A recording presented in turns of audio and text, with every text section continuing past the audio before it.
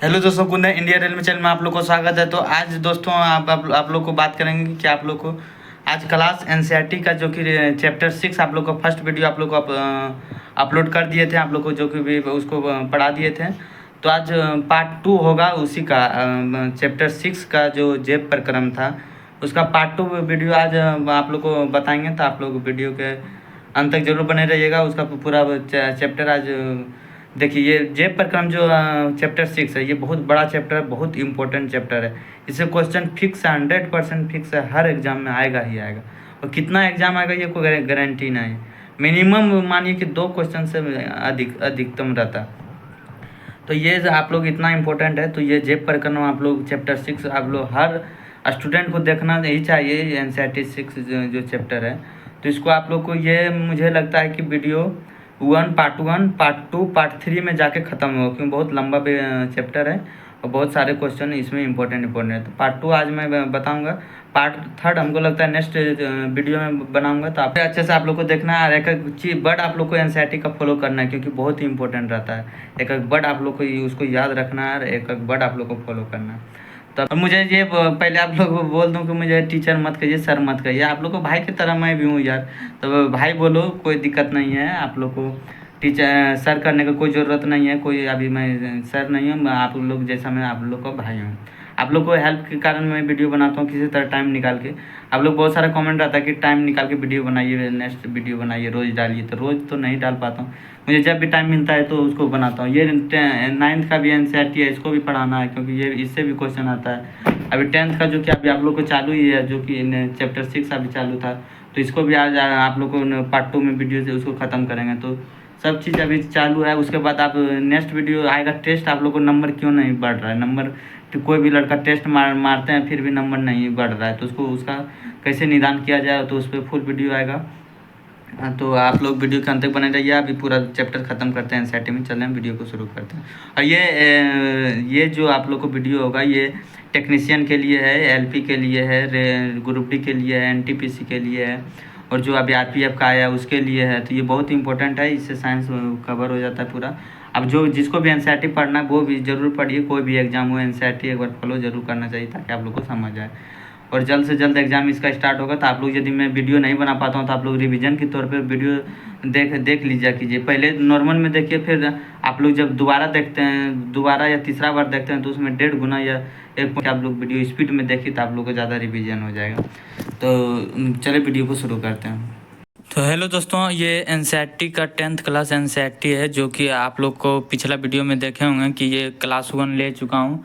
ये बहुत ही important topic है दोस्तों, आप लोग इसको मत छोड़िएगा, बहुत ही इंपॉर्टेंट है। यहाँ से क्वेश्चन आता ही आता है, जो कि अध्याय 6 है, जेब प्रक्रम। तो ये बहुत इंपॉर्टेंट, आप लोग को ये पूरा क्लास दिखना है। ये पार्ट 1 इसका मैं आधा का वीडियो बना दिया हूँ, कुछ पेज का, जो कि 40-50 मिनट का लगभग है। तो आप जाके ज़रूर देख लीजिएगा। पार्ट 1 आप लोग को बना के दे दिया हूँ। ये पार्ट 2 वीडियो होगा।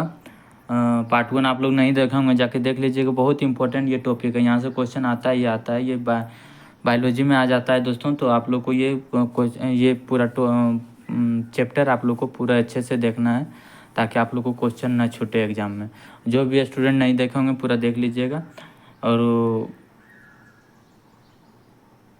तो आप लोग को कहाँ तक मैं पढ़ा दिया था देख रहा हूँ, अभी दिखा देता हूँ। तो ये बहुत इंपॉर्टेंट है दोस्तों, इसको आप ज़रूर पढ़िएगा। 2-3 बार ज़रूर देख लीजिएगा वीडियो को, ताकि आप लोग को फ़ायदा हो।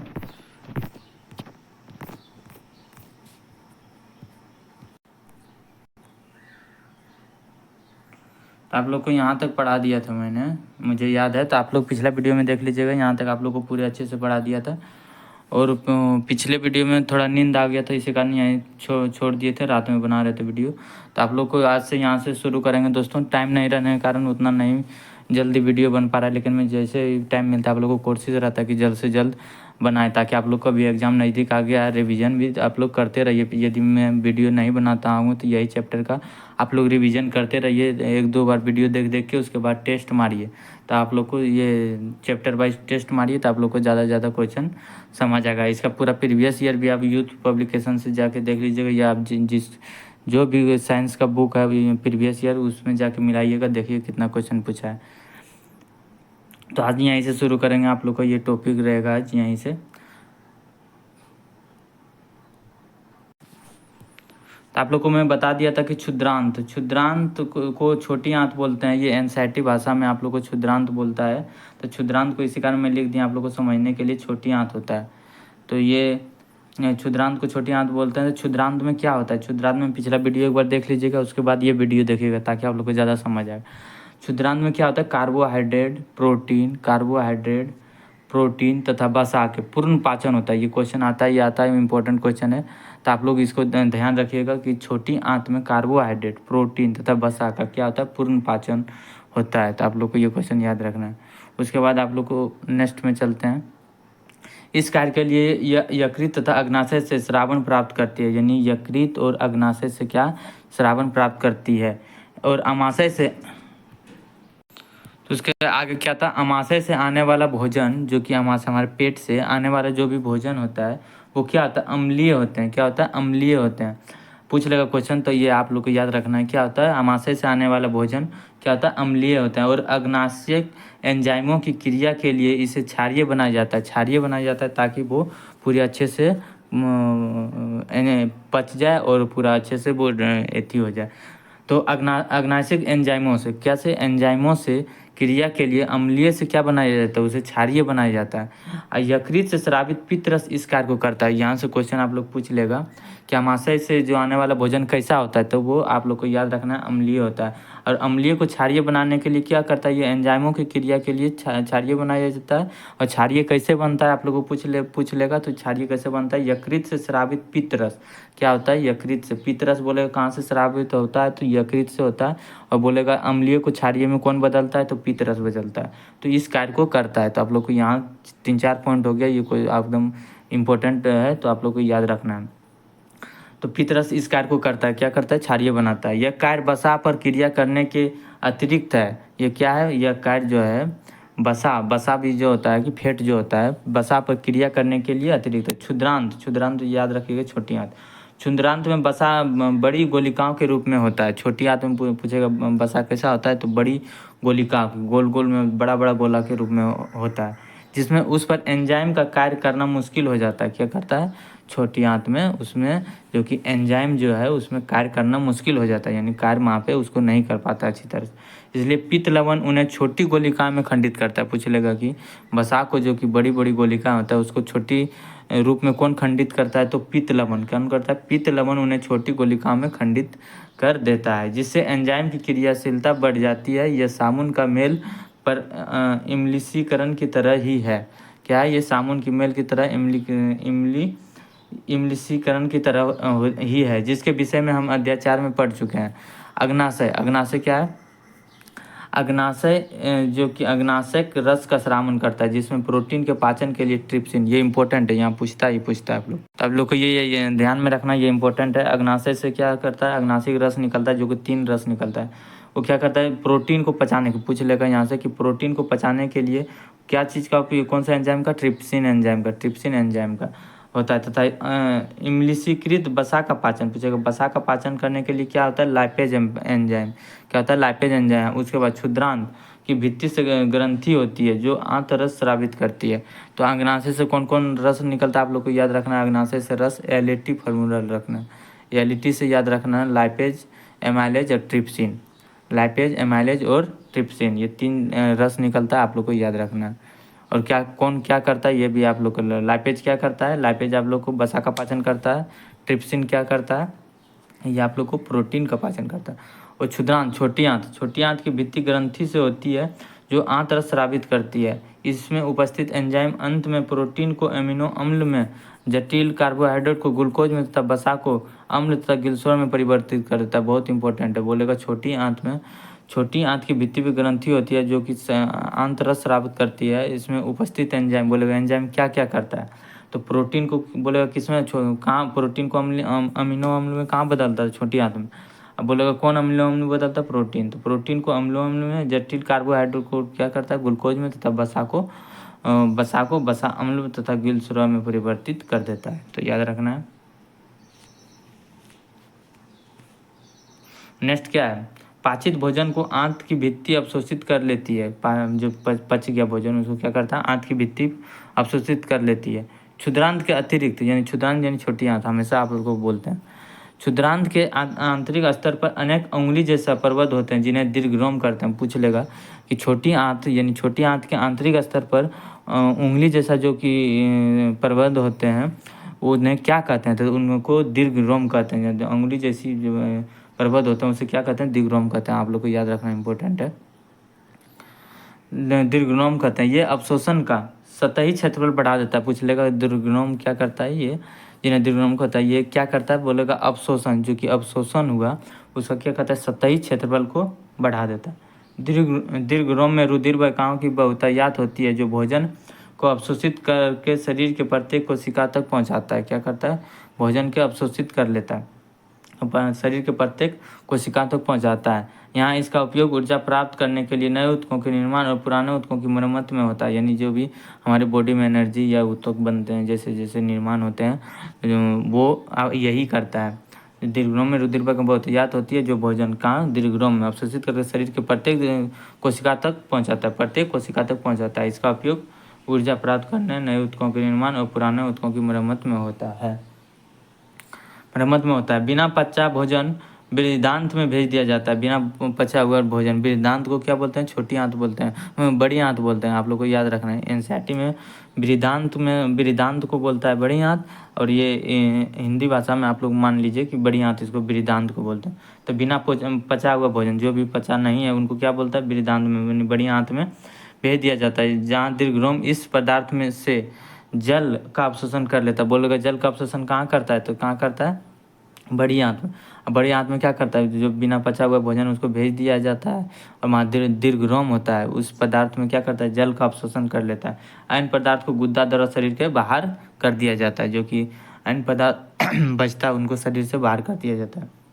इस भोज्य पदार्थ की बही क्षेपण गुद्दा अवरोधनी द्वारा नियंत्रित किया जाता है। पूछेगा इन भोज्य पदार्थ को क्या करता है, गुद्दा अवरोधनी द्वारा नियंत्रित किया जाता है। तो ये इंपॉर्टेंट टॉपिक था, यहाँ पूरे अच्छे से आप समझ लीजिएगा। यहाँ से क्वेश्चन आता ही आता है आप लोग को। यहाँ से तो फिक्स है कि इनमें से 2-3 क्वेश्चन एकदम फिक्स आएगा ही। तो आप लोग को ये पूरे अच्छे से पढ़ लेना है। इतने में से फिक्स है, तो ये इसी कारण एनसीईआरटी को पढ़ने बोलता है। और दूसरे का बुक पढ़िएगा तो कम से कम 4-5 पेज पीजिएगा, तब ये चीज़ मिलेगा आप लोग को। तो आप लोग को थोड़ा अच्छे से समझना है। उसके बाद आप लोग को देखते हैं इसमें क्या है। ये इंपॉर्टेंट, जहाँ भी पीला भाग रहता है ये इंपॉर्टेंट रहता है, आप लोग याद रखिएगा। अब यहाँ पे क्या किया, दंत क्षरण, यही होता है एनसीईआरटी में। कुछ कहीं पे कुछ और दे दिया जाता है, टॉपिक अलग कर दिया जाता है। तो यहाँ क्या आ गया, दंत क्षरण आ गया उसके नीचे। दंत क्षरण या दंत क्षय इनेमेल तथा डेंटिन के सने सने मृदुकरण के कारण होता है। किसके, इनेमेल तथा डेंटिन के कारण। इसका प्रारंभ होता है जब जीवाणु शर्करा पर क्रिया करके अम्ल बनाते हैं। क्या बोलेगा, इंपॉर्टेंट, विषाणु या जीवाणु, तो जीवाणु करता है शर्करा पर क्रिया करके ये अम्ल बना देता है। किस पे, दांत पे, इसी कारण। तथा इनेमेल मृदु या विखनिजीकृत हो जाता है। अनेक जीवाणु कोशिका खाद्य कणों के साथ मिलकर दांतों पर चिपक कर दंत प्लाक बना देते हैं। प्लाक दांत को ढक लेता है, इसलिए लार अम्ल को उदासीन करने के लिए दंत सतह तक नहीं पहुंच पाती है। इससे पहले कि जीवाणु अम्ल पैदा करके भोजनापरांत दांतों में ब्रश करने से प्लाक हट सकता है। यदि अनुपस्थित रहता है तो सूक्ष्मजीव मज्जा में प्रवेश कर सकते हैं, तो जलन संक्रमण कर सकते हैं। तो उसे क्या बनाता है, अम्लीय बना के उसको दांत को खराब कर दिया जाता है। ये क्या करता है, अम्ल को उदासीन करने के लिए दंत सतह तक नहीं पहुंच पाती है। तो आप लोग को ये याद रखना है, विषाणु करता है, जीवाणु पूछ लिया था, तो जीवाणु करता है दंत क्षरण। दिया था आप लोग को, अभी जो पढ़े होंगे देखते हैं कितना आप लोग को याद है। तो ये देख लीजिएगा। 1 नंबर में क्या है, 1 नंबर में देख रहे होंगे कि स्वयं पोषी पोषण तथा विषम पोषी पोषण में क्या अंतर है, ये मानिए छोड़ दीजिए। प्रकाश संश्लेषण के लिए आवश्यक कच्ची सामग्री पौधों कहाँ से प्राप्त करते हैं, ये तो आप लोग बता सकते हैं। तो आप लोग बता दीजिए, हम तो यहाँ लिख दिए आप लोगों को। नंबर 3, हमारे आमाशय में अम्ल की भूमिका क्या है, तो जठर ग्रंथि में HCl निकलता है जो कि अम्लीय माध्यम को कीटाणु से मारते हैं। तो ये मैं हमें लिख दिया हूँ। पाचक एंजाइम को क्या कार्य है, तो ये भी आप बता दीजिएगा। पचे हुए भोजन को अवशोषित करने के लिए क्षुद्रांत को कैसे अभिक्लिप्त किया जाता है, अभी आप लोग को पढ़ाए थे। तो आप लोग को यदि आंसर मालूम हुआ जरूर दीजिएगा कमेंट बॉक्स में। आप लोग पूरा वीडियो देखा कीजिए, हम बोलते हैं आप लोग पूरा वीडियो नहीं देखते हैं, हमको लगता है। आप लोग पूरा वीडियो देखिएगा एक लाइन, तभी एनसीईआरटी समझ आएगा। और आज भी लग रहा है कि नेक्स्ट वीडियो में पार्ट 3 में पूरा कंप्लीट होगा, क्योंकि ये बड़ा चैप्टर है। ऐसे क्वेश्चन फिक्स है, आता ही आता है। तो देखते हैं कहाँ तक क्लियर होता है। ये फिगर आप देख लीजिएगा, क्योंकि ये फिगर भी आ सकता है, तो आप लोग को एक बार देखना है। इस कारण मैं इसको भी पढ़ के रखा था उस टाइम जब तैयारी चल रहा था मेरा। तो ये इस तरह पेंसिल से आप लोग भी लिख दीजिएगा ताकि समझ आए। मैं इस तरह लिख दिया देते थे। चूने के पानी का रंग दूधिया हो जाएगा। दूधिया क्यों होता है, आप लोग को पिछला वीडियो में बताए थे। तो दूधिया क्यों हो जाता है, क्योंकि CO2 कार्बन डाइऑक्साइड के कारण होता है। धीरे से दूधिया रंग होगा क्योंकि CO2 उसमें कम होगा, जिसमें CO2 ज़्यादा होगा उसमें जल्दी होगा दूधिया रंग। तो आप लोग को ये देख लेना है। उसके बाद देखिए यहाँ से और इम्पोर्टेंट है, आप लोग को दिखा देता हूँ। यहाँ से पिछले अनुभाग में हम जीवों की चर्चा किए थे, तो ये थोड़ा चलिए कार्बन डाइऑक्साइड तब विखंडित जो इम्पोर्टेंट है वो मैं पढ़ाता हूँ। जो भिन्न विधियों द्वारा, जहाँ पे देखो विविध जीव इन्हें भिन्न विधियों द्वारा करते हैं। कुछ जीव ऑक्सीजन का उपयोग ग्लूकोज को पूर्णतः कार्बन डाइऑक्साइड कार्बन डाइऑक्साइड तथा जल में विखंडित करने के लिए करते हैं, जबकि कुछ अन्य जीव दूसरे पद का उपयोग करते हैं जिसमें ऑक्सीजन प्रयुक्त नहीं होती है। किसी में ऑक्सीजन होता है, किसी में ऑक्सीजन नहीं होती है। गया चित्र के साथ, तो आप लोग को ये बहुत इंपॉर्टेंट होने वाला है, तो ये आप लोग अच्छे से समझिएगा। देख रहे होंगे क्या लिखा गया है कि जैसे आप लोग को पिछले पढ़ लिए थे कि ऑक्सीजन प्रयुक्त नहीं होती, किसी में ऑक्सीजन होता है, किसी में ऑक्सीजन नहीं होता है। तो इन सभी अवस्थाओं में पहला चरण क्या होता है, ग्लूकोज। पहला चरण याद रखना है, ग्लूकोज। इसी तरह क्वेश्चन अभी पूछेगा, अभी पूरा आप लोग को दिखाएंगे। एक 6 कार्बन ग्लूकोज में क्या आता है, 6 कार्बन। पहला चरण ग्लूकोज होता है, उसमें क्या आता है, 6 कार्बन। ये इस तरह क्वेश्चन पूछेगा कि ग्लूकोज में कितने कार्बन होते हैं, 6 कार्बन। उसमें 6 कार्बन वाले अणु के 3 कार्बन वाले अणु पाइरुवेट में विखंडन होता है। पूछेगा कि जैसे ग्लूकोज में 6 कार्बन अणु होगा और उसके बाद पाइरुवेट में विखंडन के बाद कितने कार्बन अणु में बना, तो आप लोग को याद रखना है कि 3 कार्बन अणु में पाइरुवेट में विखंडन हुआ। क्या हुआ, पाइरुवेट में विखंडन। यह प्रक्रम कहाँ होता है, यह प्रक्रम पूछ लेगा कहाँ होता है, कोशिका द्रव में होता है, माइटोकॉन्ड्रिया में होता है। ये कहाँ होता है, यहाँ देख रहे हैं, यह प्रक्रम कोशिका द्रव में होता है। इसके पश्चात पाइरुवेट इथेनॉल तथा कार्बन डाइऑक्साइड में परिवर्तित हो जाता है। एकदम याद रखना है आप लोग को, एक वर्ड आप लोग को यहाँ पे याद रखना है, इंपॉर्टेंट है। इसके पश्चात क्या होता है, पाइरुवेट क्या होता है, इथेनॉल तथा कार्बन डाइऑक्साइड में परिवर्तित हो सकता है। यह प्रक्रम किण्वन के समय कहाँ होता है, यह प्रक्रम किण्वन के समय ईस्ट में होता है। यह प्रक्रम किण्वन के समय क्या होता है, ईस्ट में होता है। ये भी पूछ लेगा कि कार्बन डाइऑक्साइड जो इथेनॉल तथा कार्बन डाइऑक्साइड में परिवर्तित हो जाता है वह कहाँ होता है, तो किण्वन के समय ईस्ट में होता है। क्योंकि यह प्रक्रम वायु की ऑक्सीजन की अनुपस्थिति में होता है, जो कि अनऑक्सीशोषण बोलते हैं। अनऑक्सीशोषण है वो ऑक्सीशोषण, तो वही हुआ ऑक्सीजन की अनुपस्थिति में, यानी अनऑक्सीशोषण। तो ये कहाँ होगा, पूछ लेगा किण्वन समय ईस्ट में होता है, तो ये कहाँ होता है, समय पूछ लेगा ईस्ट में होता है। पूछेगा ऑक्सीजन की उपस्थिति में क्यों, अनुपस्थिति में, तो आप लोग को याद रहना अनुपस्थिति में होता है। इसे अवायवीय शोषण कहते हैं। देखिए है ना, अवायवीय शोषण क्या होता है, अवायवीय, एगो वायवीय शोषण, एगो अवायवीय शोषण। तो क्या हो गया, इसे अवायवीय शोषण कहते हैं। अ लगा हुआ यानी ऑक्सीजन नहीं है, वायवीय शोषण यानी ऑक्सीजन है, अवायवीय यानी ऑक्सीजन है। पाइरुवेट का विखंडन ऑक्सीजन का उपयोग करके माइटोकॉन्ड्रिया में होता है। कहाँ ऑक्सीजन का उपयोग पूछेगा तो कहाँ होता है, माइटोकॉन्ड्रिया। पाइरुवेट का विखंडन करके कहाँ होता है, माइटोकॉन्ड्रिया में होता है। यह प्रक्रम 3 कार्बन वाले पाइरुवेट का अणु को विखंडित करता है। पूछेगा कितने कार्बन अणु को विखंडित करता है, तो 3 कार्बन अणु को पाइरुवेट के अणु में विखंडित करता है। तो कुछ जैसे क्वेश्चन पूछा गया था, देखिए हम लोग को 2022 में, किसमें 3 कार्बन अणु होते हैं, तो पाइरुवेट में बताए। तो पूछ लगा किसमें 6 होता है, तो ग्लूकोज में होता है। किसमें ऑक्सीजन की उपस्थिति में है, तो माइटोकॉन्ड्रिया। किसमें ऑक्सीजन के अनुपस्थिति में होता है, किसमें ईस्ट में। नेक्स्ट में चलते, देखिए ये फिगर पूरा इंपॉर्टेंट, जो आप लोग को ये फिगर दिख रहा है ना, यही वहाँ पूरा समझाया। ये जो यहाँ पे फिगर बना के बताया, यही पॉइंट पीछे आप लोग को समझाया था, तो आप लोग को पूरे अच्छे से समझना है। जैसे आप कहाँ होता है, पाइरुवेट में विखंडन होता है करके 3 कार्बन डाइऑक्साइड के अणु देता है। दूसरा उत्पाद जल है। क्या होता है, दूसरा उत्पाद पूछ लेगा। पहला उत्पाद क्या है, 3 कार्बन डाइऑक्साइड का जल देता है, और दूसरा उत्पाद जल है। क्योंकि यह प्रक्रम वायु के ऑक्सीजन की उपस्थिति में होता है। क्या होता है, ऑक्सीजन की उपस्थिति में होता है। यह वायवीय शोषण कहलाता है। क्या होता है, वायवीय शोषण। जो ऑक्सीजन की उपस्थिति में होता है वायवीय शोषण कहलाता है। वायवीय शोषण में ऊर्जा को मोचन अवायवीय शोषण की अपेक्षा बहुत अधिक होता है। जैसे आप लोग जानते ही होंगे, जैसे ऑक्सीजन जहाँ रहेगा तो वहाँ तो ऊर्जा ज़्यादा होगा, और जैसे जहाँ ऑक्सीजन नहीं है वहाँ ऊर्जा कम होगा। इस यही बता रहा है कि वायवीय श्वसन में ऊर्जा ज़्यादा होता है अवायवीय श्वसन की अपेक्षा, अवायवीय श्वसन की अपेक्षा अधिक होता है। कभी कभी जब हमारी पेशी कोशिका में ऑक्सीजन का अभाव हो जाता है, आप लोग जानते होंगे हमारे पेशी में जो थकान महसूस होता है उसमें ऑक्सीजन का अभाव हो जाता है, तो क्या करता है पायरुवेट को विखंडन करके, पायरुवेट के विखंडन के लिए दूसरा पथ अपनाया जाता है। क्या करता है? दूसरा पथ अपनाया जाता है। यहाँ पायरुवेट एक N3 कार्बन, पायरुवेट एक N3 कार्बन वाले अणु लैक्टिक अम्ल, जैसे थकान महसूस होता है तो क्या बोलता है लैक्टिक अम्ल जम क्या होगा, तो यही बोल रहा है कि यदि ऑक्सीजन की अनुपस्थिति में अभाव में ये क्या करता है लैक्टिक अम्ल में परिवर्तित हो जाता है। अचानक किसी क्रिया के होने से हमारी पेशियों में लैक्टिक अम्ल का निर्माण, अचानक कोई भी क्रिया करते हैं तो लैक्टिक अम्ल का निर्माण होना क्रैम्प का कारण हो सकता है। क्या होता है? क्रैम्प का कारण। तो उसी कारण आप लोग को थकान महसूस होता है। देखिए ये फिगर आप लोग को दिखाता हूँ, देखिए कितना मैं लिखा हूँ, इसको एक बार देख लीजिए क्योंकि यहाँ से बहुत क्वेश्चन आ जाता है। देखिए हर जगह पेंसिल से ही लिखा हूँ मैं, देखिए इधर इधर इधर इधर, ये बहुत इंपॉर्टेंट है। फिगर पूरा याद कर लेना, एकदम पूरे दिमाग में सेट कर लेना, यहाँ से बहुत क्वेश्चन आता है। देखिए अभी आप लोग को बता रहे थे, अच्छे से समझिएगा। जैसे यहाँ ग्लूकोज है, पहले सबसे पहले क्या है ग्लूकोज, हम भी पीछे देखिएगा आप क्या पढ़े थे, ग्लूकोज 6 कार्बन अणु में पढ़े थे। अब पायरुवेट में यहाँ देखिए पायरुवेट में विखंडन हुआ 3 वायु में अणु ऊर्जा यानी 3 कार्बन में टूटा, ये क्या टूटा 3 कार्बन में पायरुवेट में। ये पूछेगा कहाँ हुआ, फर्स्ट में देखिए फर्स्ट में कोशिका द्रव में हुआ, यहाँ लिखा गया है।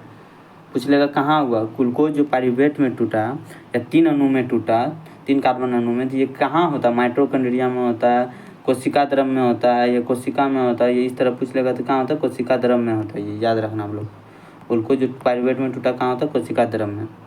उसके बाद नेक्स्ट कहाँ आता है आप लोग को, देखिए सबसे पहले तो 1 नंबर देखिए मैं लिख दिया हूँ, फर्स्ट यहाँ होगा, फर्स्ट इस तरह आपको लिखना है, फर्स्ट यहाँ से यहाँ गया, फिर इधर नीचे आएगा दूसरा नंबर में, दूसरा नंबर में ये यहाँ आया नीचे, पायरुवेट कहाँ है माइटोकॉन्ड्रिया में, देखिए नीचे है माइटोकॉन्ड्रिया में।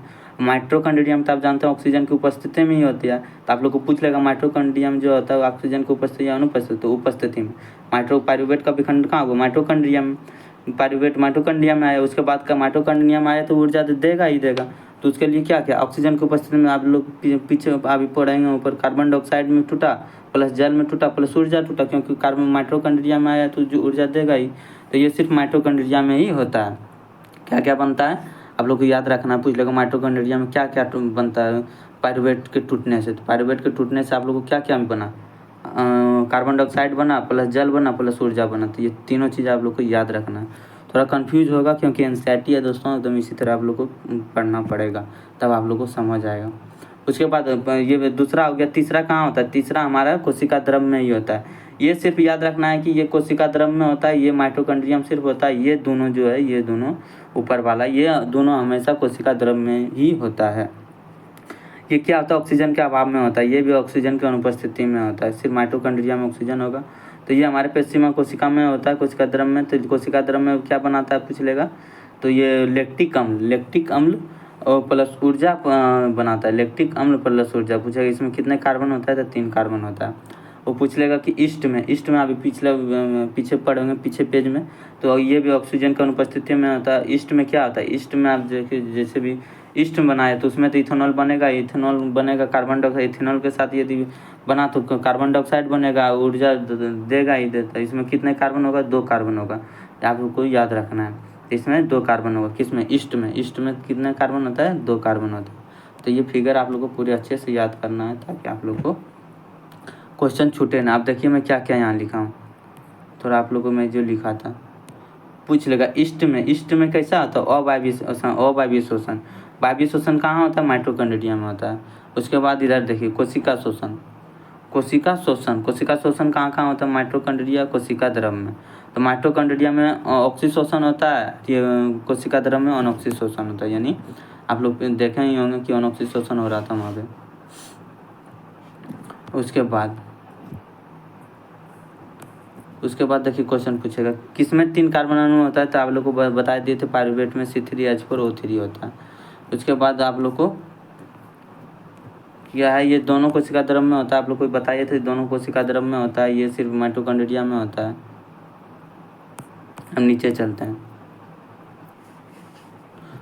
अब क्वेश्चन पूछा था यहाँ की, देख लीजिए, जब हम एग्जाम दे रहे थे, ईस्ट के किण्वन से क्या बनता है, तो ईस्ट के किण्वन से क्या क्या बना था आप लोग को पता होगा। इस तरह क्वेश्चन पूछ लेगा तो आप लोग को मारना ही होगा। तो ईस्ट के किण्वन से क्या क्या बना था, देखिए इथेनॉल, कार्बन डाइऑक्साइड बना था, प्लस ऊर्जा बना था।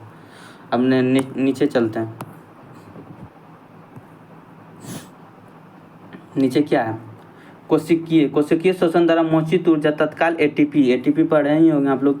तो क्या कहता है, कोशिकीय शोषण द्वारा मोचित ऊर्जा क्या होता है, एटीपी नामक अणु के संश्लेषण में प्रयुक्त हो जाती है, जो कोशिका की अन्य क्रियाओं के लिए ईंधन की तरह प्रयुक्त होता है। यानी अन्य कोशिका के लिए क्या है, ईंधन है वो एटीपी के विखंडन के लिए एक निश्चित मात्रा में ऊर्जा मोचित होती है, जो कोशिका के अंदर होने वाली आंतरोस्मिक यानी इंडोथर्मिक क्या होता है, कोशिका के इंडोथर्मिक क्रियाओं के परिचालन करता है। तो यहाँ 38 एटीपी आप पढ़ रहे होंगे कि जो 36 एटीपी पहले से होता है, ये ऊर्जा मोचित करके 2 एटीपी देता है। तो 38 एटीपी होता है। यहाँ देखिए एटीपी का पूरा अच्छे से दिया गया, क्या है एटीपी के बारे में दिया गया। अधिकांश कोशिकीय प्रक्रम के लिए एटीपी ऊर्जा मुद्रा, यानी क्या है एटीपी पूछ ले, क्या है ऊर्जा मुद्रा। श्वसन प्रक्रम के मोचित ऊर्जा का उपयोग एडीपी, इंपॉर्टेंट है, एडीपी तथा अकार्बनिक फास्फोरेट से एटीपी अणु बनाने में किया जाता है। पूछ लेगा एटीपी अणु बनाने में क्या क्या प्रयोग करता है, तो पहले एडीपी का प्रयोग करता है तथा अकार्बनिक फास्फेट क्या करता है, अकार्बनिक फास्फेट से क्या बनता है, एटीपी अणु बनाने के लिए किया जाता है। अब देखिए ये फिगर आप लोग को याद रखना है, कभी कभी दे देगा। क्या किया, एडीपी दिया प्लस फास्फेट, पी दिया प्लस में पी दिया फास्फेट, यानी प्लस ऊपर में क्या ऊर्जा है, तो क्या बना एडीपी से और फास्फेट से क्या बना, एटीपी बना। देखिए एटीपी टूटा नहीं, एटीपी से पी टूटा, तो यहाँ क्या बना, एटीपी बना। पी किया, पूछ लेगा पी किया, तो पी आप लोग जैसे आप पी, ये पी पूछ लेगा क्या है, तो पी क्या है, फास्फेट, याद रखना। यह इंडोथर्मिक प्रक्रम कोशिका के अंदर इसी एटीपी का उपयोग क्रियाओं के परिचालन में करते हैं। क्या बोलेगा, कोशिका के अंदर एटीपी का प्रयोग करने के लिए एंडोथर्मिक होता है, परिचालन करने के लिए। जल का उपयोग करने के बाद एटीपी में जब अंततः फास्फेट संलग्न खंडित होती है, तो यानी टूटता है, तो क्या बनाता है, कि पूछ लेगा, इंपॉर्टेंट है, देखिए 2022 में पूछा भी था। तो 30.5 के जूल पर मोल के तुल ऊर्जा मोचित होती है। 30.5 kJ पर मोल के तुल ऊर्जा मोचित होती है, ये याद रखना है आप लोग को, इम्पोर्टेंट है। कितना कैलोरी जूल मोल का तुल ऊर्जा करती है, तो आप लोग को ये याद रखना है, 30.5।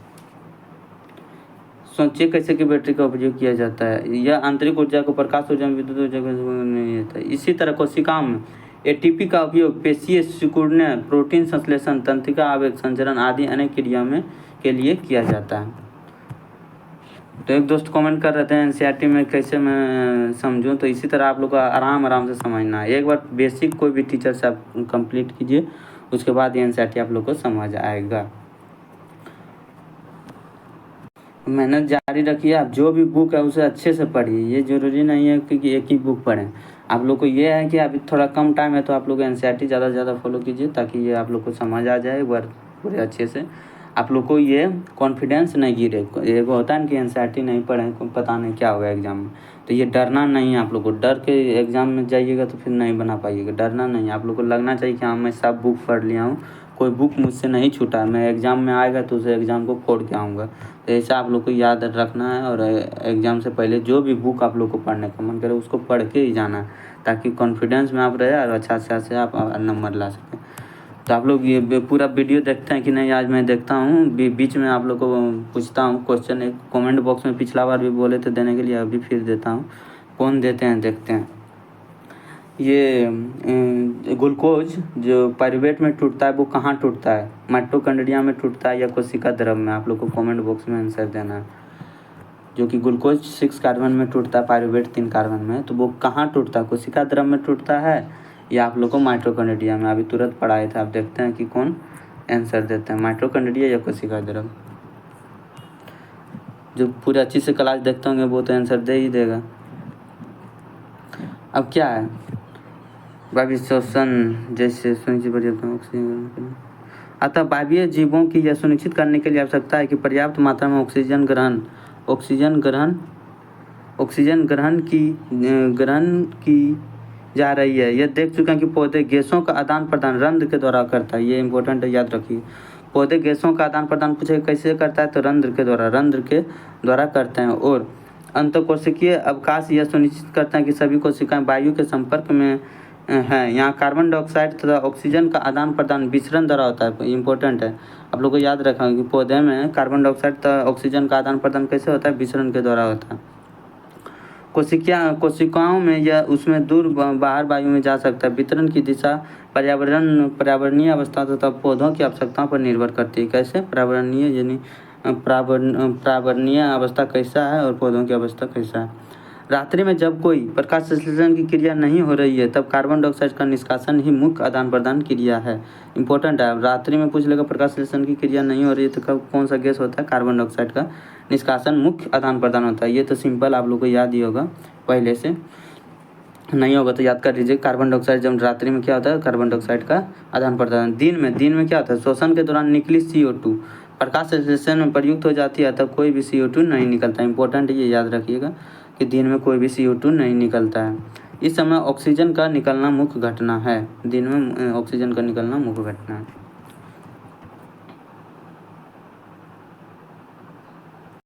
अब यहाँ पे क्या है, जंतुओं में पर्यावरण से ऑक्सीजन लेने और उत्पादित कार्बन डाइऑक्साइड से छुटकारा पाने के लिए भिन्न भिन्न प्रकार के अंगों का विकास हुआ। स्थलीय जंतु, जो भी स्थलीय जंतु है वायुमंडलीय में ऑक्सीजन लेते हैं, जो भी स्थलीय जंतु है। परंतु जो जंतु जल में रहते हैं, जो जंतु कहाँ रहते हैं, जल में, उन्हें जल में विलय ऑक्सीजन ही उपयोग करने की आवश्यकता है। यहाँ पर लोग को थोड़ा समझ लेना है। जो स्थल पर ऑक्सीजन लेते हैं और जो जल में है वो जल से ही ऑक्सीजन ग्रहण करते हैं। जैसे जो जीव जल में रहते हैं वे जल में विलय ऑक्सीजन का उपयोग करते हैं, क्योंकि जल में विलय ऑक्सीजन की मात्रा वायु में ऑक्सीजन की मात्रा की तुलना में बहुत कम होता है। इसलिए जलीय जीवों की श्वास दर स्थलीय जीवों की अपेक्षा दुर्धर होती है। मछली अपने मुंह के द्वारा जल लेती है तथा बलपूर्वक इसे कोलोम तक पहुंचाती है, जहां विलय ऑक्सीजन रुधिर ले जाता है। कोलोम तक पहुंचाने के बाद मछली क्या करता है, विलय ऑक्सीजन रुधिर ले जाता है। स्थलीय जीव श्वसन के लिए वायुमंडल के ऑक्सीजन का उपयोग करते हैं। विभिन्न जीवों में यह ऑक्सीजन भिन्न भिन्न अंगों द्वारा अवशोषित की जाती है। यहाँ से भी क्वेश्चन आता है कि कौन जीव कैसे सांस लेता है। अंगों की रचना होती है, सतही चतुल बढ़ाती है जो ऑक्सीजन वायुमंडल के संपर्क में रहता है।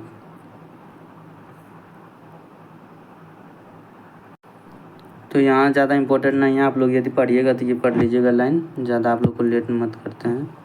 अब ये देखिए, तंबाकू सीधे उपयोग के शिकार सिगरेट, बीड़ी, हुक्का, गुटखा आदि के रूप में किसी भी उत्पाद का उपयोग हानिकारक।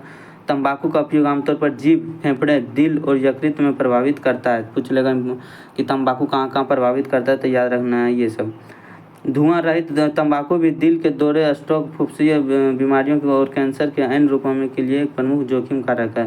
भारत में गुटखा का सेवन से मुख्य कैंसर की घटनाएं बढ़ रही है। स्वस्थ रहें, बस तंबाकू से बने उत्पादों के लिए नहीं खाएं आप लोग। तो आप लोग को ये थोड़ा अच्छे नॉलेज दिया है एनसीईआरटी, तो आप लोग को ये ज़्यादा तंबाकू का उपयोग नहीं करना है अपने जीवन के सेहत के लिए, हानिकारक होता है, तो आप लोग को अपने से समझना है।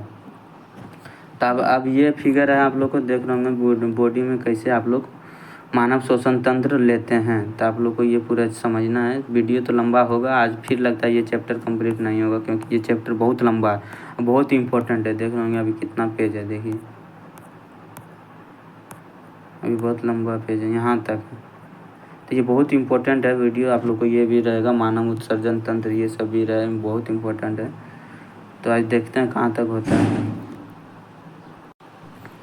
फिर ये हो जाएगा आप लोग को परिवहन।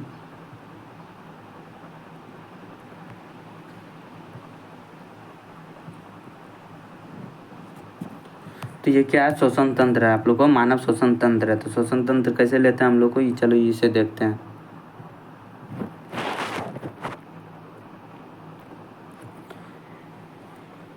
मनुष्य में वायु शरीर के अंदर नासादार द्वारा जाती है। कैसे जाती है, वायु शरीर के अंदर, वायु कैसे शरीर के अंदर नासादार द्वारा जाती है, जो नाक होता है उसके द्वारा जाता है।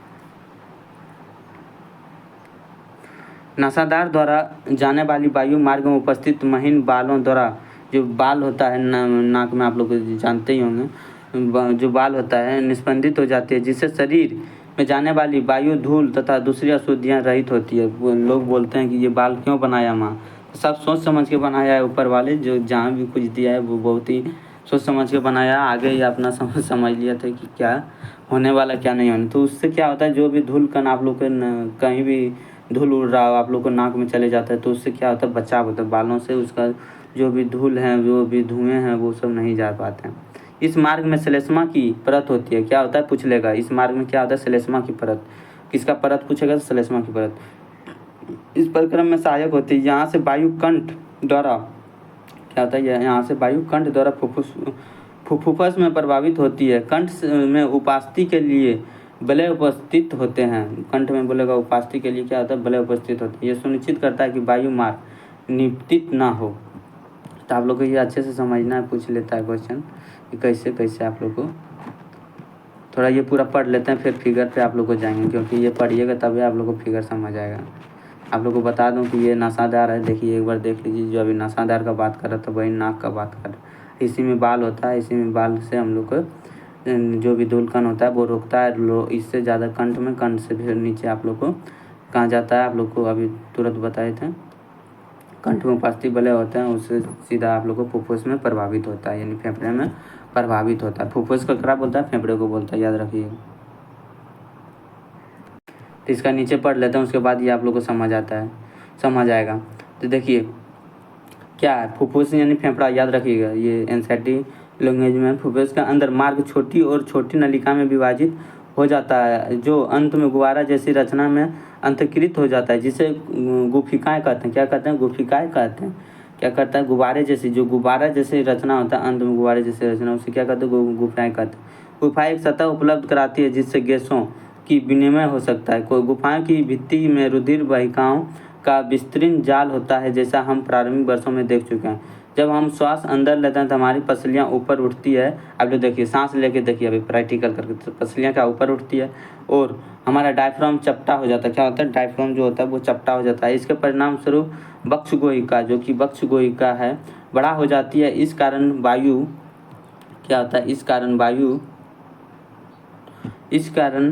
वायु यानी फेफड़े के अंदर चूस ली जाती है। क्या करता है, चूस ली जाती है और विस्तृत गुफाएं को भर ले दी जाती है। क्या करता है, गुफा जो रहता है उसको भर ली जाती है। रुधिर से शरीर से कार्बन डाइऑक्साइड, रुधिर क्या करता है, जो कि हमारा ब्लड, उस शरीर से जितना भी कार्बन डाइऑक्साइड है गुफिकाओं में छोड़ने के लिए लाता है।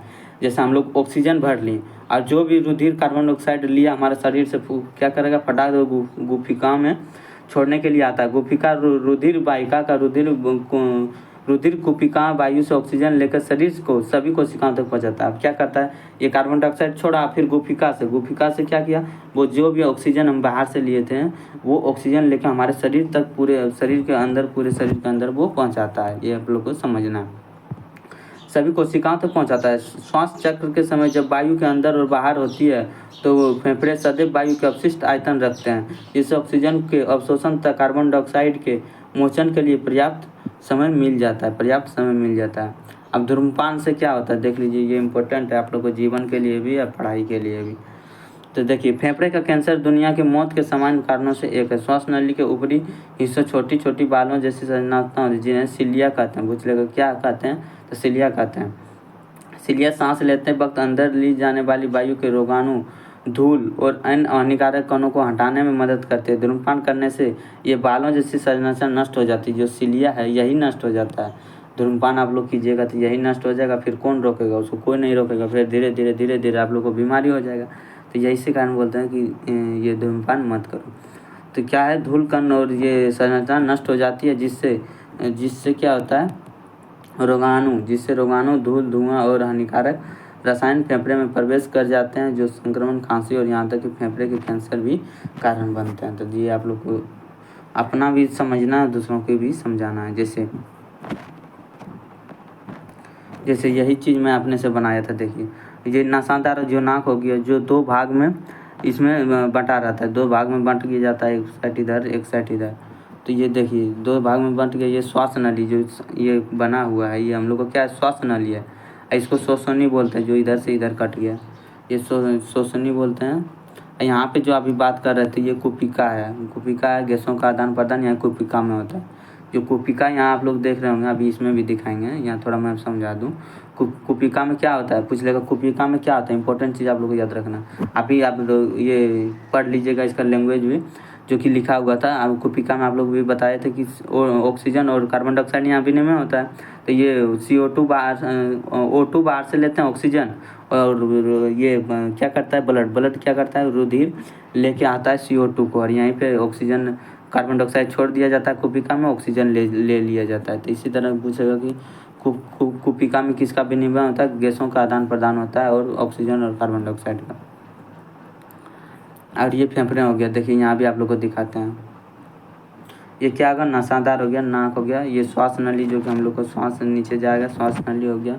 यहाँ उपास्थि बलय होता है, जो कि आप लोग को बोला था ना कि बलय होता है, खुल बेल जो होता है उपास्थि बलय लगा रहता है, तो वो है उपास्थि बलय। और ये मुख हुआ है, जो कि ये गर्सनी है, यहाँ पे जो गर्सनी लगता है, कंठ है, कंठ से ऊपर गर्सनी होता है। उसके बाद नीचे देखिए आप लोग को दिखाते हैं, ये नीचे क्या है, ये कुपिका यहीं है, यहीं से आप लोग को कार्बन डाइऑक्साइड छोड़ता है रक्त, और बाहर से हम लोग का ऑक्सीजन आता है। तो यही है, कुपिका में गैसों का आदान प्रदान होता है। ये शोषणिका है, ये शोषणी है, ये शोषणिका है। तो ये क्या है, कुपिका कोश है, ये कुपिका कोश है। उसके बाद ये डायफ्राम है, डायफ्राम ही ये क्या करता है, नीचे ऊपर होता है। आप लोग अभी पढ़े थे, ये पसलिया होता है, जो कि ये करके पसलिया है। और इसके अंदर क्या होता है, फेफड़ा होता है, इसके अंदर ही फेफड़ा होता है। तो आप लोग ये फिगर पूरा अच्छे समझ लीजिएगा, आप लोग को दे देगा इस तरह का फिगर बनाने में, फिगर देता है जहाँ एग्जाम में आप लोग पूछ लेगा, श्वास नली कहाँ है, नासादार कहाँ है, डायफ्राम कहाँ है, पसलियाँ कहाँ है, ये कुपिका कहाँ है। तो आप लोग को ये याद रखना है। तो आप लोग ये पढ़ लिए, तो ये इम्पोर्टेंट है, आप लोग को समझना है, नहीं तो आप लोग को एग्जाम में छूट जाएगा क्वेश्चन। तो नेक्स्ट चलते हैं फिर। अब जैसे क्या आता है, O2 का वहन हीमोग्लोबिन शरीर में होता है, CO2 का वहन रक्त में विलय अवस्था में होता है। जैसे जैसे जंतुओं के शरीर का आकार बढ़ता है, अकेला विसरण दाब शरीर के सभी अंगों ऑक्सीजन पहुंचाने के लिए अपर्याप्त है, इसकी क्षमता कम हो जाती है। जैसे फेफड़ों की वायु में शोषण वर्णक ऑक्सीजन लेकर उन ऊतकों तक पहुंचाता है जिनमें ऑक्सीजन की कमी होता है। तो फेफड़ा क्या करता है, जिसमें जो ऊतक तक पहुंचाता है जिसमें ऑक्सीजन की कमी होता है। मानव शोषण में वर्णक हीमोग्लोबिन है, क्या है वर्णक पूछेगा कि उसमें मानव शोषण में शोषण जो लेते हैं, सांस लेते हैं, उसमें वर्णक क्या है, तो हीमोग्लोबिन है, जो ऑक्सीजन के लिए उच्च बंधुता रखता है। क्या करता है, ऑक्सीजन के लिए उच्च बंधुता रखता है। वर्णक लाल रुधिर कणिका में उपस्थित होता है। क्या होता है, ये हीमोग्लोबिन लाल रुधिर कणिका में उपस्थित होते हैं। कार्बन डाइऑक्साइड जल में अधिक विलय है। क्या है, कार्बन डाइऑक्साइड बोलेगा किस में विलय, जल में अधिक विलय है, और इसलिए इसका परिवहन हमारा रुधिर में विलय अवस्था में होता है। पूछेगा कि कार्बन डाइऑक्साइड का विलय कैसा होता है, तो रुधिर अवस्था में होता है। CO2 का विलय हमेशा रक्त में होता है। क्या होता है, रुधिर यानी ब्लड में होता है, ये याद रहे। इसका परिवहन हमारे क्या होता है, रुधिर यानी रक्त में विलय अवस्था में होता है। किसको, कार्बन डाइऑक्साइड, बोलो कौन अवस्था, विलय अवस्था में। तो इम्पोर्टेंट है। अब क्या है यहाँ, यदि कुपिका क्या आता है, जिसमें ऑक्सीजन का आदान प्रदान होता था, CO2 O2 का सतह का फैला दिया जाता है, सतह को फैला दिया जाता है, लगभग 80 वर्ग मीटर तक ढक लेगी। याद रखना है, पूछ सकता है आप लोग को डाटा। तो 80 वर्ग मीटर तक ये ढक लेगी। क्या आप अनुमान लगा सकते हैं कि आपके अपने शरीर के सतही क्षेत्रफल कितना होगा, तो कितना होगा कि विनिमय के लिए विस्तृत उपलब्ध होने वाले गैसों का विनिमय कितना दक्ष हो जाता है। यह हमारे शरीर में विसरण द्वारा ऑक्सीजन गति करती है। पूछे किसके द्वारा, विसरण द्वारा ऑक्सीजन की गति करती है। हमारे फेफड़ों से ऑक्सीजन के एक अणु को पेड़ के अंगुष्ठ तक पहुंचाने में अनुमानतः 3 वर्ष का समय लगेगा। क्या आपके इससे प्रसन्नता नहीं हुई कि हमारे पास हीमोग्लोबिन है? यदि नहीं रहेगा तो ये 3 वर्ष लगेगा, यही समझो। उसके बाद नेक्स्ट क्या है, आप लोगों को ये क्वेश्चन देख लीजिएगा, जो भी क्वेश्चन है आप लोग इसका आंसर देने का प्रयास कीजिएगा, नहीं तो आप लोग को उधर जो बताएं वो आप लोग को रिवीजन करना है, हर रोज़ रिवीजन करना है कम से कम। आप लोग के पास यदि बुक नहीं है तो आप लोग बोल रहे हैं कि गूगल पे जाके NCERT वेबसाइट पे जाके डाउनलोड कर लीजिएगा।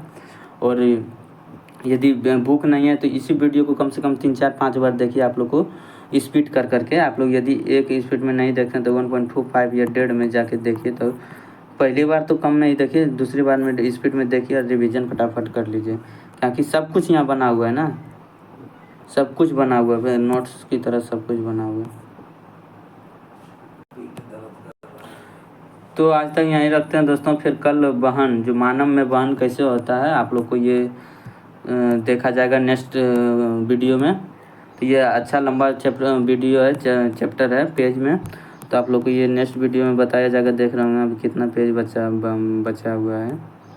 तो ये इम्पोर्टेंट टॉपिक है। तो आप लोग को मानव उत्सर्जन तंत्र भी बचा हुआ है, जो कि किडनी के एथी बारे में बचा गया है। कैसे अपहरण होता है, कृत्रिम अपहरण, तो ये नेक्स्ट वीडियो में बताया जाएगा आप लोग को।